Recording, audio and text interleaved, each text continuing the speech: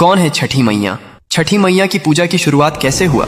जब सृष्टि की शुरुआत हुई तब ब्रह्मा जी ने अपने कमंडल से जल उंडेला और सृष्टि का निर्माण प्रारंभ किया, लेकिन सृष्टि अधूरी थी। पुरुषों के बिना स्त्री शक्ति का अभाव था। ब्रह्मा जी ने स्वयं को दो भागों में विभाजित कर लिया, एक पुरुष भाग जो सृष्टि का आधार बना और दूसरा स्त्री भाग जो प्रकृति देवी के रूप में प्रकट हुई। यह प्रकृति देवी ही सृष्टि की अधिष्ठात्री थीं, जिन्होंने स्वयं को 6 भागों में विभाजित कर लिया। इन 6 भागों को षड्मातृकाएं कहा जाता है, लेकिन छठी मैया का स्वरूप इनसे अलग और विशेष था। वे ब्रह्मा जी के मन से उत्पन्न हुई। मार्कंडेय पुराण में स्पष्ट उल्लेख है कि सृष्टि के छठे दिवस पर ब्रह्मा जी ने उन्हें जन्म दिया ताकि वे संतान की रक्षा का दायित्व संभालें। ब्रह्मा जी के मन से उत्पन्न हुई, इसलिए मानस पुत्री कहलाती हैं। ब्रह्म वैवर्त पुराण में बताया गया है, जहाँ छठी मैया को सूर्य देव की बहन बताया गया है। सूर्य देव ने अपनी बहनों की रक्षा के लिए छठी मैया को विशेष शक्ति प्रदान की। कथा के अनुसार जब सूर्य देव अपने रथ पर सवार होकर आकाश में विचरण कर रहे थे तो राक्षसों ने देवलोक के बच्चों को नुकसान पहुंचाना शुरू कर दिया। सूर्य देव ने अपनी छोटी बहन